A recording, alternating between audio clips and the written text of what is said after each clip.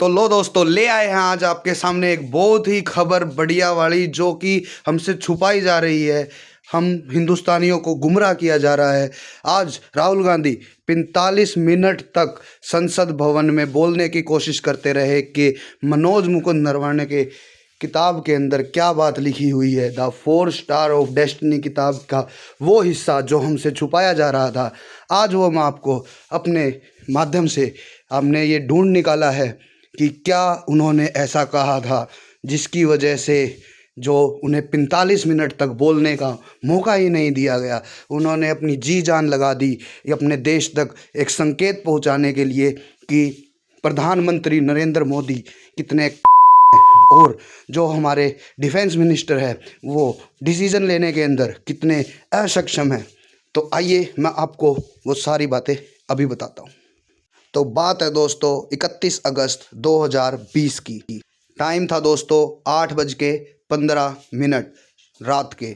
मनोज मुकुंद नरवणे जी बताते हैं कि लेफ्टिनेंट जनरल योगेश जोशी को एक फ़ोन कॉल आता है, जो कि उस टाइम के हमारे इंडियन आर्मी के चीफ थे, नॉर्दर्न कमांड के।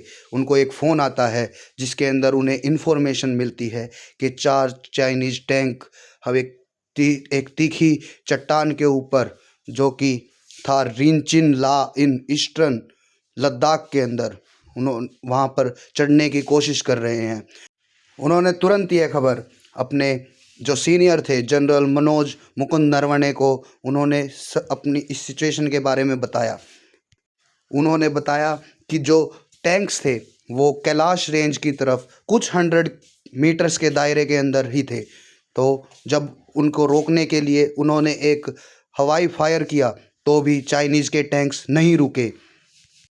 उसके बाद हमारे चीफ नरवणे जी ने, जो हमारे राजनाथ सिंह हैं डिफेंस मिनिस्टर, अजीत डोभाल जी जो हमारे नेशनल सिक्योरिटी एडवाइज़र हैं, जनरल विपिन रावत जो उस समय के चीफ ऑफ डिफेंस स्टाफ थे, एस जयशंकर जो कि मिनिस्टर ऑफ एक्सटर्नल अफेयर्स थे, इन सभी तक उन्होंने पहुंचने की कोशिश की कि मुझे बताओ कि मेरे ऑर्डर क्या हैं, मुझे क्या करना चाहिए।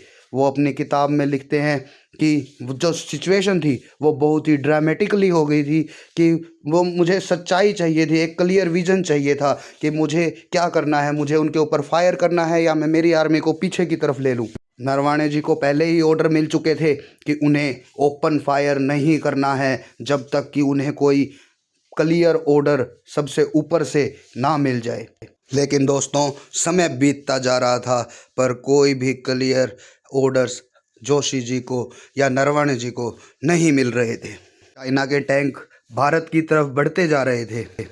1 घंटे से ज़्यादा का समय बीत चुका था और चाइना के टैंक सिर्फ 1 किलोमीटर के आसपास ही हमारे भारतीय बॉर्डर की रेंज में थे। उन्होंने दोबारा से राजनाथ जी को कॉल किया, लेकिन कि उन्हें डायरेक्शन चाहिए, क्लियर डायरेक्शन चाहिए, लेकिन उनकी तरफ से चुप्पी के अलावा कुछ नहीं मिला उन्हें।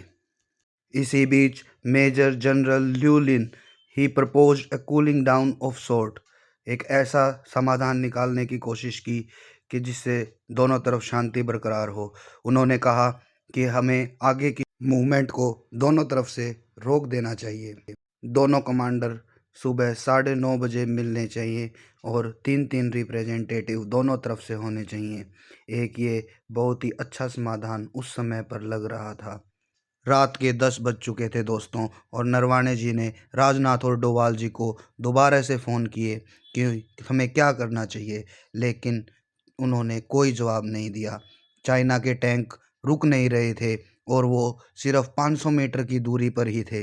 नरवणे ने जोशी जी को कहा कि उन्हें रोकने का सिर्फ हमारे पास एक ही तरीका है कि हम अपनी मीडियम आर्टिलरीज को एक्टिवेट कर देते हैं, जैसा कि पाकिस्तान के साथ लाइन ऑफ कंट्रोल पर हमेशा ही होता है कि कुछ राउंड फायर किए जाते हैं और फिर उसके बाद कुछ आर्टिलरी के राउंड फायर किए जाते हैं और बस सब शांत होकर बैठ जाते हैं। लेकिन दोस्तों ये चाइना था, यहाँ कुछ अलग था। एक आर्टिलरी का फायर कुछ बहुत भयंकर रूप ले सकता था। नरवणे जी लिखते हैं कि उनकी पोजीशन बहुत ही क्रिटिकल थी।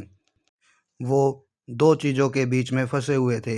एक गवर्नमेंट कमेटी और दूसरी उनकी आर्मी, जो एक बार बोलते ही जो भी उनके पास है वो सब लेकर चाइना के ऊपर चढ़ने को बेताब थी।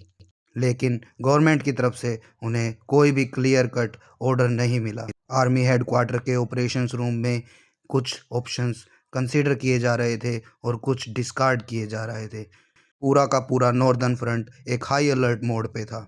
नरवाने ने दोबारा से डिफेंस मिनिस्टर को फ़ोन किया, जिन्होंने प्रॉमिस किया था कि वो दोबारा कॉल बैक करेंगे। समय खींचता जा रहा था दोस्तों। हर मिनट चाइना के टैंक भारत की सीमा के पास आते जा रहे थे। नरवाने जी बताते हैं कि राजनाथ का फ़ोन उन्हें 2 घंटे के बाद यानी कि 10:30 बजे के करीब आया। पूरे 2 घंटे से भी ज़्यादा का समय बीत चुका था दोस्तों। तब राजनाथ ने उन्हें फ़ोन किया। उन्होंने बताया कि प्राइम मिनिस्टर नरेंद्र मोदी से उनकी बात हो चुकी है और उन्होंने सिर्फ एक ही बात कही है कि तुम्हें जो उचित समझे वो करो। सोच के देखो दोस्तों, उन्होंने कहा जो उचित समझो वो करो, यानी कि उन्हें ये नहीं पता कि उन्हें क्या डिसीजन लेना चाहिए। ऐसे समय के ऊपर उन्होंने पूरा का पूरा डिसीजन मिलिट्री के ऊपर छोड़ दिया। जब डिसीजन मिलिट्री के ऊपर ही छोड़ना था दोस्तों, तब इतना समय व्यर्थ करने का क्या ही औचित्य था।